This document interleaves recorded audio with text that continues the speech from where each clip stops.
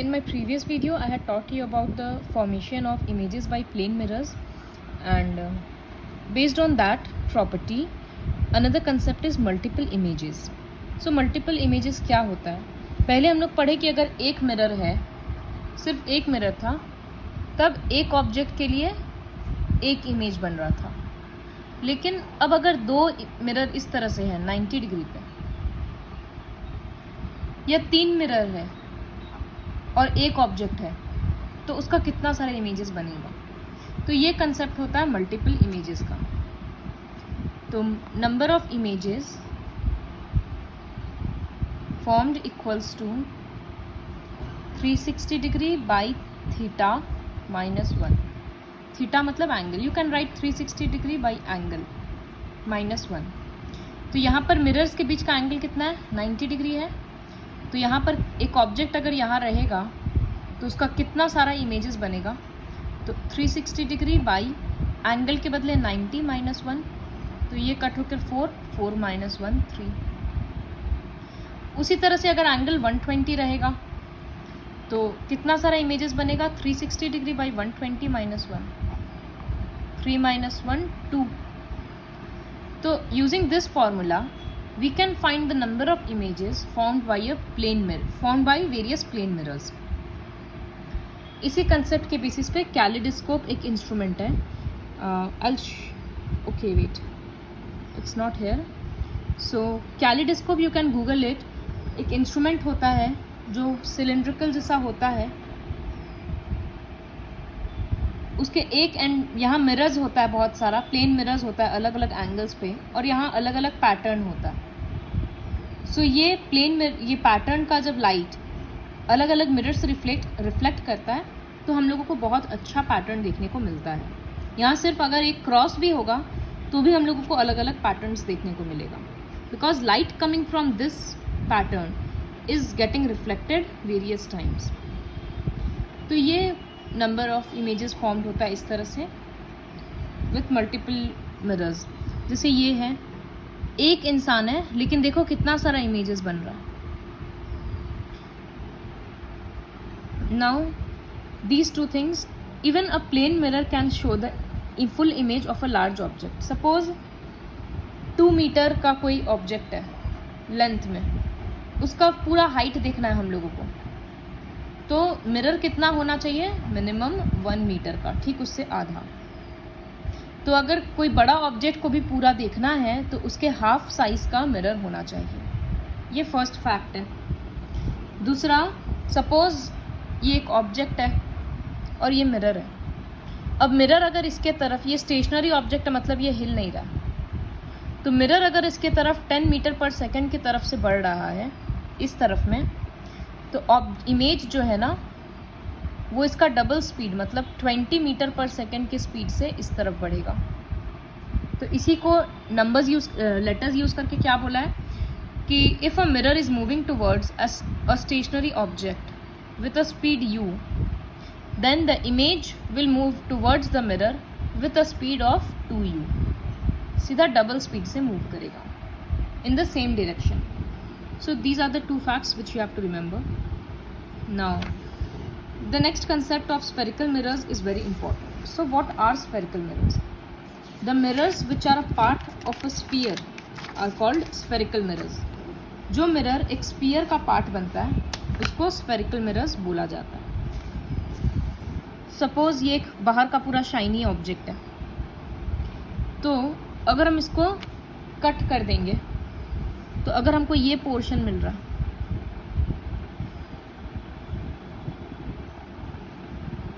Suppose अंदर का portion shiny है इसका, जब ये पोर्शन हमको मिल रहा है तो एक स्फीयर को कट कर रहे हैं, I am getting a certain spherical portion. So there are 2 possibilities. एक कि अंदर वाला सरफेस शाइन करेगा, या दूसरा पॉसिबिलिटी कि बाहर वाला सरफेस शाइन करेगा. तो अंदर का रफ होगा, यहाँ बाहर का रफ होगा. तो this is the shiny layer inside, here the shiny layer is outside, और दोनों ही एक स्फीयर का पार्ट है. तो ये मिरर्स को स्फेरिकल मिरर्स बोलते हैं. So there are 2 types of spherical mirrors. One is concave mirror and another is convex mirror. दोनों में डिफरेंस क्या है? When the inner portion is shiny, it is called concave mirror, and when the outer portion of a spherical mirror is shiny, then it is called convex mirror. तो concave convex हो गया. एक spoon होता है जैसे,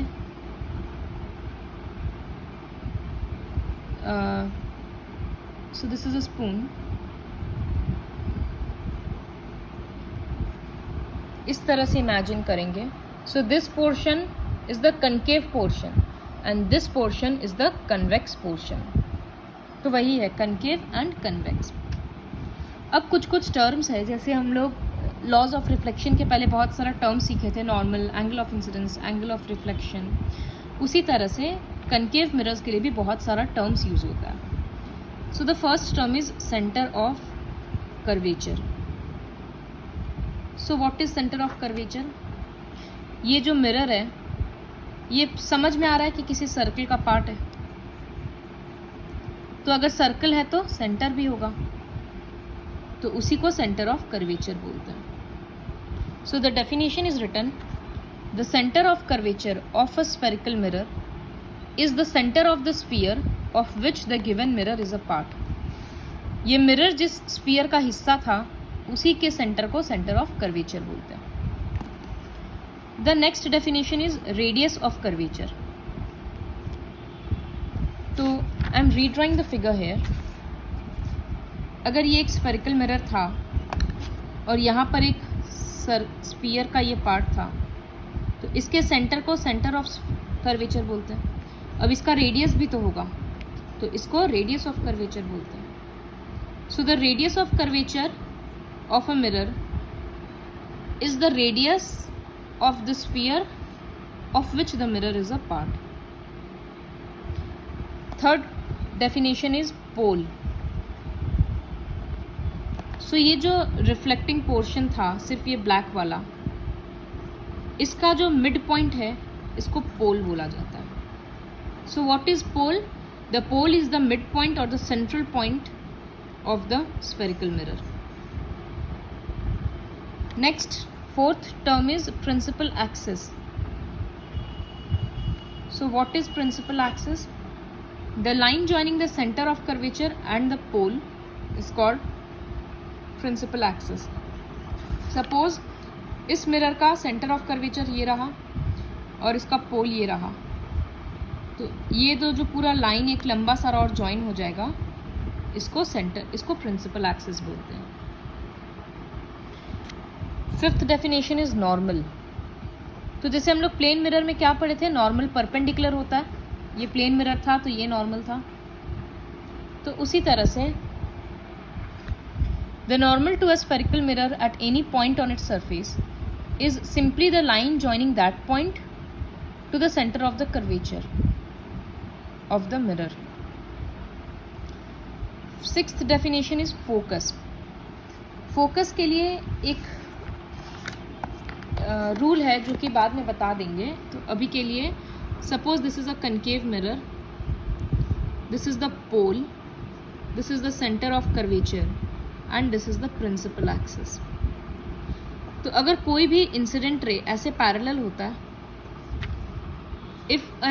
if an incident ray is parallel to principal axis, then after reflection, अब ये reflection के बाद कहाँ से पास करेगा, यहाँ से, ऐसे ऐसे कैसे पास करेगा. तो रिफ्लेक्शन के बाद वो जिस पॉइंट से पास करता है, उस पॉइंट को फोकस बोला जाता है. सिमिलरली दिस, ये इंसिडेंट रे है, ये रिफ्लेक्शन के बाद जहाँ से पास करेगा उसको फोकस बोलेंगे. So what is focus? इसका दो डेफिनेशन होगा. For a concave mirror, suppose there is a beam of light rays parallel to the principal axis. तो बहुत सारा लाइट रेज था जो प्रिंसिपल एक्सिस से पैरेलल था. तो हम लोग ये ऑब्जर्व कर रहे हैं कि after reflection it converges to a point और it meets at a point. That point is called focus. It lies on the principal axis. ये कनकेव मिरर के लिए था. कन्वेक्स मिरर में हम लोग रे डायग्राम जब करेंगे तब हम लोग को ये कंसेप्ट और क्लियर हो जाएगा. कन्वेक्स मिरर में जब रेज आता है पैरेलल, तो वो मिलता नहीं है, suppose this is a convex mirror. जिस तरफ सर्कल कंप्लीट होगा उसी तरफ सी लेंगे, तो सेंटर ऑफ कर्वेचर मतलब, तो कनकेव मिरर के लिए सब कुछ लेफ्ट साइड में है, कन्वेक्स मिरर के लिए राइट साइड में है. तो ये पैरेलल है, ये पैरेलल है, ये ऐसे जाएगा नहीं, ये डाइवर्ज हो जाएगा. तो ये ऐसा लगेगा कि ये जिस पॉइंट से डाइवर्ज हो रहा है, अगर डॉटेड लाइन से एक्सटेंड करेंगे, then that point is called focus. So for a convex mirror, focus का डेफिनेशन होगा all the parallel incident ray after reflection appear to meet at a point और diverge from a point on its principal axis. That point is called focus. Next definition, focal length. So distance between pole and focus is called focal length. इसको focal length को अगर f से represent कर रहे हैं और radius of curvature को अगर r से रिप्रेजेंट करते हैं, तो दोनों के बीच में एक फॉर्मूला है. देखो, सेंटर ऑफ कर्वेचर और पोल के बीच का जो डिस्टेंस होता है वो रेडियस ऑफ कर्वेचर ही होता है. तो ये अगर 10 सेंटीमीटर है तो फोकल लेंथ 5 सेंटीमीटर होगा. तो इसका मतलब f इक्वल्स टू r/2. जो फोकल लेंथ है वो रेडियस ऑफ कर्वेचर का हमेशा हाफ होता है. या इसको दूसरे तरीका से लिख सकते हैं, r equals to 2f. So these are the two formulas which you have to remember. Plane mirror जो है उसका रेडियस तो है ही नहीं, तो रेडियस ऑफ कर्वेचर और फोकल लेंथ हम लोग इनफाइनाइट बोलते हैं. So very large indeed. Now this experiment, in this experiment what they are doing, ये कनकेव मिरर ये लड़की पकड़ रखी है. अब सन का रेज कनकेव मिरर से ऐसे पास रिफ्लेक्ट हो रहा है और एक जगह पे फोकस हो रहा है. तो ये पॉइंट पे मैच स्टिक अगर रख रहे हैं तो वो बर्न हो जा रहा है. क्यों? क्योंकि जो सनलाइट है, इतना सारा लाइट है, वो एक ही पॉइंट पे जब फोकस हो रहा है तो वो उस चीज़ को बर्न कर दे रहा है. इसी तरह से मैग्नीफाइंग ग्लास पकड़ते हैं तो एक पेपर में बर्न हो जाता है, एक ब्लैक कलर का पेपर एक पॉइंट से, क्योंकि उसमें भी वही होता है कि बहुत सारा रेज एक ही पॉइंट पे कंसंट्रेट हो जा रहा है. So this shows the reflection with a concave mirror. You can read the experiment line by line. Now this topic is also very important. ये रे डायग्राम्स ड्रॉ करने का रूल्स है स्फेरिकल मिरर्स के लिए. सो I'll explain the rules. दोनों mirror के लिए समझाएंगे. सो ये कनकेव मिरर है. हमेशा रे डायग्राम इस तरह से करना है कि एक मिरर ड्रॉ करना है, पोल और सेंटर ऑफ कर्वेचर देना है. स्केल से देख लेना कि अगर ये 5 सेंटीमीटर है तो एग्जैक्टली 2.5 पे हम लोग फोकस दे देंगे. इस तरह से ड्रॉ किया जाता है. इसी तरह से कन्वेक्स मिरर के लिए भी ड्रॉ करेंगे. So this will be the pole, this is the centre of curvature, this is the focus. तो first rule is if any ray is parallel to principal axis. Principal axis से कोई भी रे अगर पैरेलल है, incident ray, तो after reflection it will pass through focus. Reflection के बाद वो फोकस से ही पार होगा. उसी तरह से यहाँ पर अगर कोई रे प्रिंसिपल एक्सिस से पैरेलल है तो ऐसा लगेगा कि वो फोकस से ही डाइवर्ज हो रहा है. तो यहाँ हम लोग पहले डॉटेड लाइन देंगे, फिर इस डॉटेड लाइन को स्केल से एक्सटेंड कर देंगे. तो ऐसा लग रहा है that it is passing, it is diverging from focus. तो ये कनकेव और कन्वेक्स मिरर के लिए पहला रे डायग्राम का रूल था. नाउ नेक्स्ट, तो फिर से कनकेव मिरर ड्रॉ करेंगे, फिर से पोल और फोकस ड्रॉ करेंगे. Okay wait, I am start in the new page only.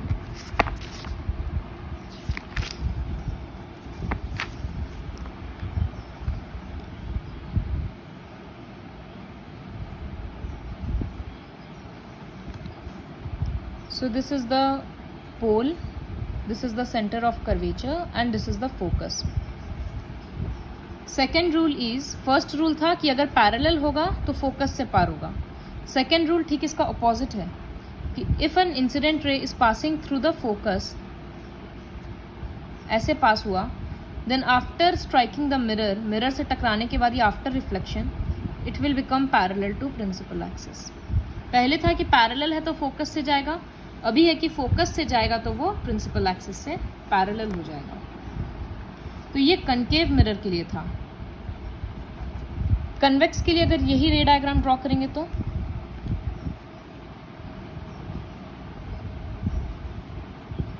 Convex mirror में pole, centre of curvature and focus. तो फोकस ऐसा लगेगा कि अगर कोई रे फोकस के तरफ इंसिडेंट है इस तरह से, तो वो मिरर से टकराने के बाद प्रिंसिपल एक्सिस से पैरेलल हो जाएगा. ये सेकेंड रूल है.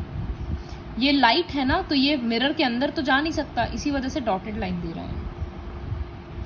And now coming to the third rule. Third rule के लिए भी ऐसे ड्रॉ कर रहे हैं. This is the pole, this is the centre of curvature and this is the focus. इनके बीच का डिस्टेंस इक्वल होना बहुत ज़रूरी है, अदरवाइज सारा रे डायग्राम गलत होगा.